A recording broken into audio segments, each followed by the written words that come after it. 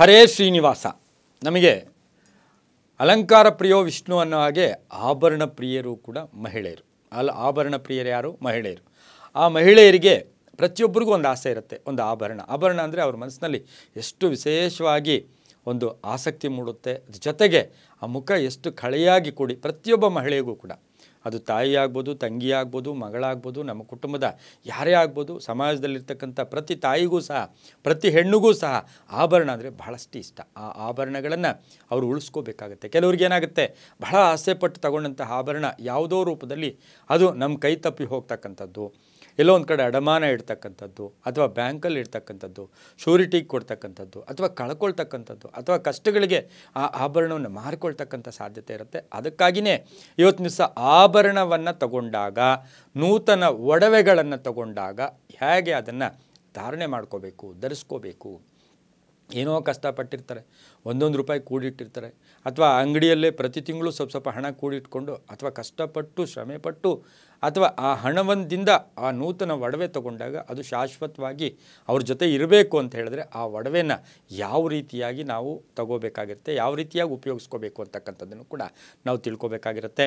ಇನ್ನು ರಾಶಿಗೆ ಅನುಗುಣವಾಗಿ, ನಕ್ಷತ್ರಕ್ಕೆ ಅನುಗುಣವಾಗಿ ಬೇರೆ ಆದರೂ ಕೂಡ ಪ್ರತಿಯೊಬ್ಬರಿಗೂ ಅನ್ವಯಿಸ್ತಕ್ಕಂಥದ್ದು ಏನು ಅಂದರೆ, ವಾರಗಳಲ್ಲಿ ಏನು ನಾವು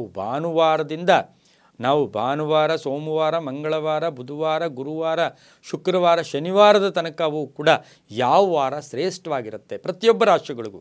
ಇದು ಕೇವಲ ಮೇಷರಾಶಿಗಲ್ಲ, ಎಲ್ಲ ರಾಶಿಗಳಿಗೂ ಯಾವ ವಾರ ಶ್ರೇಷ್ಠ, ಯಾವ ವಾರ ತಂದರೆ ಅದರ ಫಲ ಏನು ಅಂತಕ್ಕಂಥದ್ದನ್ನು ನಾವು ಇವತ್ತಿನ ದಿವಸ ತಿಳ್ಕೊಳ್ಳೋಣ.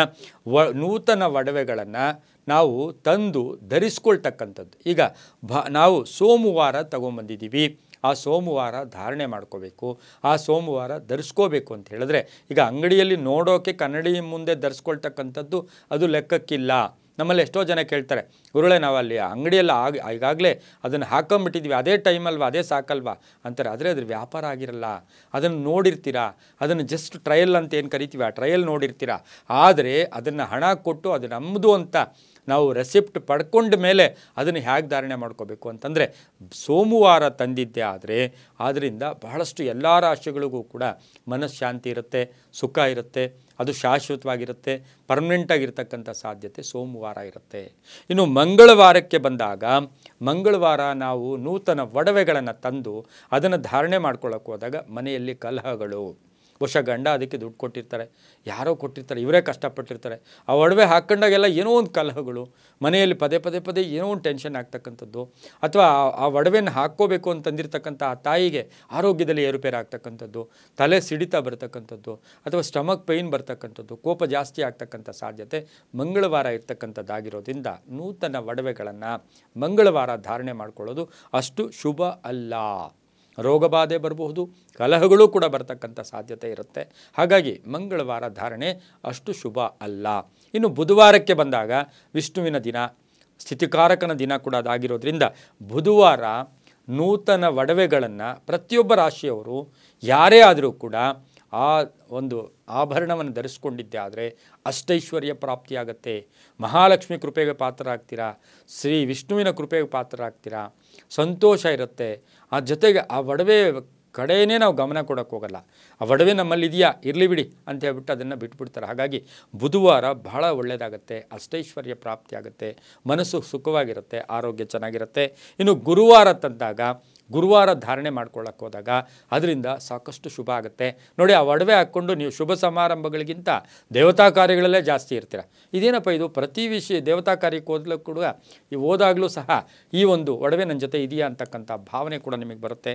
ದೇವತಾ ಕಾರ್ಯಗಳಲ್ಲಿ ಭಾಗಿಯಾಗ್ತೀರಾ, ಗುರುವಿನ ಅನುಗ್ರಹ ಸಿಗುತ್ತೆ, ಒಡವೆ ಜೊತೆಗೆ ಇನ್ನೊಂದು ಒಡವೆ ಕೂಡ ಬರ್ತಕ್ಕಂಥ ಯೋಗ ಕೂಡ ಕೂಡಿ ಬರ್ತಕ್ಕಂಥ ಸಾಧ್ಯತೆ ನಂಬಿಕೆಯ ಪ್ರಕಾರ ಇರತಕ್ಕಂಥದ್ದು ಇರುತ್ತೆ. ಇನ್ನು ಶುಕ್ರವಾರ ನೂತನ ಒಡವೆಗಳನ್ನು ಧಾರಣೆ ಮಾಡ್ಕೋಬೇಕು ಅಂದರೆ ನೇರವಾಗಿ ನೀವು ಧಾರಣೆ ಮಾಡ್ಕೋಬಾರ್ದು, ದೇವಿಗೆ ಅರ್ಪಣೆ ಮಾಡಬೇಕು. ಈಗಾಗಲೇ ನಮ್ಮಲ್ಲಿ ಒಡವೆ ಇದೆ, ತಂದಿದ್ದೀವಿ, ಹೊಸ ಒಡವೆಗೆ ಮಾತ್ರ, ಹಳೇದಲ್ಲ.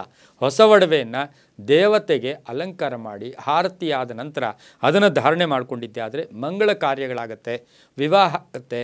ಮನೆಯಲ್ಲಿ ಬಹುದಿನಗಳಿಂದ ವಿವಾಹ ಆಗ್ತಾಯಿಲ್ಲ, ಮಗನಿಗೆ ಆಗ್ತಾಯಿಲ್ಲ, ಜಾತಕಗಳು ನೋಡಿ ಸಾಕಾಗ್ಬಿಟ್ಟಿದೆ, ಜ್ಯೋತಿಷ್ಯರ ಹತ್ರ ತೋರಿಸಿ ಸಾಕಾಗ್ಬಿಟ್ಟಿದೆ, ಅಂತಹವ್ರಿಗೂ ಸಹ ಈ ಮಂಗಳವಾರ ದಿವಸ ಆಭರಣವನ್ನು ತಂದು ನೂತನ ಒಡವೆಯನ್ನು ಧಾರಣೆ ಮಾಡಿಕೊಂಡಿದ್ದೆ ಆದರೆ ಶುಭ ಕಾರ್ಯಗಳಾಗತ್ತೆ, ಮಂಗಳ ಕಾರ್ಯಗಳಾಗತ್ತೆ, ವಿವಾಹ ಬೇಗ ಕೂಡಿ ಬರ್ತಕ್ಕಂಥದ್ದು ಆಗಿರುತ್ತೆ, ಶುಭ ವಿವಾಹಗಳಾಗತ್ತೆ.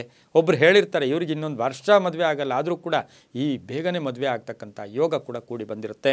ಇನ್ನು ಶನಿವಾರದ ದಿನ ನೂತನ ಒಡವೆಗಳನ್ನು ಅಲಂಕಾರ ಮಾಡಿಕೊಂಡಿದ್ದೆ ಆದರೆ ಅದರ ಫಲ ಏನು ಅಂತ ನೋಡೋಕ್ಕೆ ಹೋದಾಗ ಆ ಒಂದು ಅಲಂಕಾರ ಮಾಡ್ಕೊಂಡಿರ್ತಕ್ಕಂಥವ್ರಿಗೆ ನಷ್ಟಗಳ ಮೇಲೆ ನಷ್ಟ ಬರ್ತಾ ಇರುತ್ತೆ, ಅನ್ನೆಸರಿ ಊಹಿಸಲಾರದ ಸುದ್ದಿಗಳು ಕೇಳಿಸ್ತಾ ಇರುತ್ತೆ, ಅನುಮಾನಗಳಿಗೆ ಒಳಪಡ್ತಾ ಇರ್ತೀರ. ಹಾಗೆ ಪದೇ ಪದೇ ಕೋಪತಾಪಗಳು ಕೂಡ ಜಾಸ್ತಿ ಆಗ್ತಕ್ಕಂಥದ್ದು, ಅಪಹರಣ ಆಗ್ತಕ್ಕಂಥದ್ದು, ಎಲ್ಲೋ ಒಂದು ಕಡೆ ಒಡವೆ ಅಪಹರಣ ಆಗ್ತಕ್ಕಂಥ ಸಾಧ್ಯತೆ ಇರೋದರಿಂದ ಶನಿವಾರ ಧಾರಣೆ ಅಷ್ಟು ಶುಭ ಅಲ್ಲ. ಶನಿವಾರ ಧಾರಣೆ ಅಷ್ಟು ಶುಭ ಅಲ್ಲ. ನಮಗೆ ಇನ್ನು ಅವಕಾಶ ಇಲ್ಲ, ಸಂದರ್ಭಕ್ಕೆ ಅನುಸಾರವಾಗಿ ಯಾವುದೇ ಈ ಮೇಲ್ಕಂಡ ವಾರಗಳಲ್ಲಿ ತೊಗೊಂಡು ಬಂದರೂ ಕೂಡ ಧಾರಣೆ ಬೇಡ, ಹಾಕ್ಕೊಳ್ಳೋದು ಬೇಡ. ಶನಿವಾರ ಹಾಕ್ಕೊಳ್ಳೋದು ಅಷ್ಟು ಶುಭ ಅಲ್ಲ. ಜೊತೆಗೆ ಏನಂದರೆ ಯಾರಿಗಾದರೂ ಕೊಟ್ಟರೆ ವಾಪಸ್ ಬರಲ್ಲ, ಅಡಮಾನ ಇಟ್ಟರೆ ವಾಪಸ್ ಬರಲ್ಲ, ಆಮೇಲೆ ಅಲ್ಲಿಗೆ ಮುಗಿದೋಗುತ್ತೆ. ಎಷ್ಟೋ ಒಡವೆಗಳು ತಕ್ಷಣಕ್ಕೆ ತತ್ಕಾಲಕ್ಕೆ ನಾವೆಲ್ಲೋ ಒಂದು ಕಡೆ ಅಡಮಾನ ಇಟ್ಟಾಗ ಅದು ವಾಪಸ್ ಬರ್ತಕ್ಕಂಥ ಸಾಧ್ಯತೆ ಇರೋದಿಲ್ಲ. ಹಾಗಾಗಿ ಶನಿವಾರ ಧಾರಣೆ ಶುಭ ಅಲ್ಲ ಅಂತೂ ಕೂಡ ಶಾಸ್ತ್ರಗಳಲ್ಲಿ ಹೇಳುತ್ತೆ. ಇನ್ನು ಭಾನುವಾರಕ್ಕೆ ಬಂದಾಗ ಸೂರ್ಯನ ದಿನ, ಭಾನುವಾರದ ದಿವಸ ನೂತನ ಒಡವೆಗಳನ್ನು ಹಾಕ್ಕೊಂಡಿದ್ದೆ ಆದರೆ ಬಾಡಿಯಲ್ಲಿ, ಶರೀರದಲ್ಲಿ ಉಷ್ಣ ಪ್ರಕ್ರಿಯೆ ಜಾಸ್ತಿ ಆಗ್ತಕ್ಕಂಥದ್ದು, ಕೋಪತಾಪ, ಸ್ವಲ್ಪ ನಾನು ಅಂತಕ್ಕಂಥ ಭಾವನೆ ಜಾಸ್ತಿ ಇರುತ್ತೆ. ಅದೇನು ಕೆಟ್ಟದ್ದಲ್ಲ. ಜೊತೆಗೇನೆಂದರೆ ಸ್ವಲ್ಪ ನಾನು ಸಾಮಾನ್ಯವಾಗಿ ನಾವು ನೋಡಿರ್ತೀವಿ, ಎಷ್ಟೋ ಜನ ಒಡವೆಗಳು ಹಾಕ್ಕೊಂಡು ಅವರು ಎದುರುಗಡೆ ನೋಡೋದಕ್ಕಿಂತ ಅವರೇ ನೋಡ್ಕೊಳ್ತಾ ಇರ್ತಾರೆ. ಹಾಗಾಗಿ ಭಾನುವಾರದ ದಿವಸ ಒಡವೆಗಳನ್ನು ಹಾಕ್ಕೊಳ್ಳೋದು ಅಷ್ಟು ಶುಭ ಅಲ್ಲ. ಇದಕ್ಕೆ ಬಹುಮುಖ್ಯವಾಗಿ ಏನು ಅಂದರೆ ಸಾಲ ಸೂಲ ಮಾಡಿ ಏನಾದರೂ ನೀವು ಒಡವೆ ತಂದಿದ್ದರೆ ಅದು ತೀರಲ್ಲ. ಭಾನುವಾರ ನೂತನ ಒಡವೆಗಳನ್ನ ಹಾಕ್ಕೊಂಡ್ರೆ ಅದು ಸಾಲಾಗಿಲ್ಲ ಮಾಡಿದರೆ ಅದು ತೀರಲ್ಲ. ಹಾಗಾಗಿ ಭಾನುವಾರ ಶುಭ ಅಲ್ಲ. ನಮಗೆ ಮುಖ್ಯವಾಗಿ ಶುಭ ಯಾವುದು? ಸೋಮವಾರ ಶುಭ, ಬುಧವಾರ ಶುಭ, ಗುರುವಾರ ಶುಭ, ಶುಕ್ರವಾರ ಶುಭ. ಇವೆಲ್ಲವೂ ಕೂಡ ಎಲ್ಲ ರಾಶಿಗಳವರೆಗೂ ಕೂಡ ಅನ್ವಯಿಸ್ತಕ್ಕಂಥದ್ದಾಗಿರೋದ್ರಿಂದ ತುಂಬಾ ಒಳ್ಳೆಯದಾಗುತ್ತೆ. ಸರ್ವೇ ಜನ ಸುಖಿನೋ ಭವಂತು, ಸಮಸ್ತ ಸನ್ಮಂಗಳಾನಿ ಭವಂತು.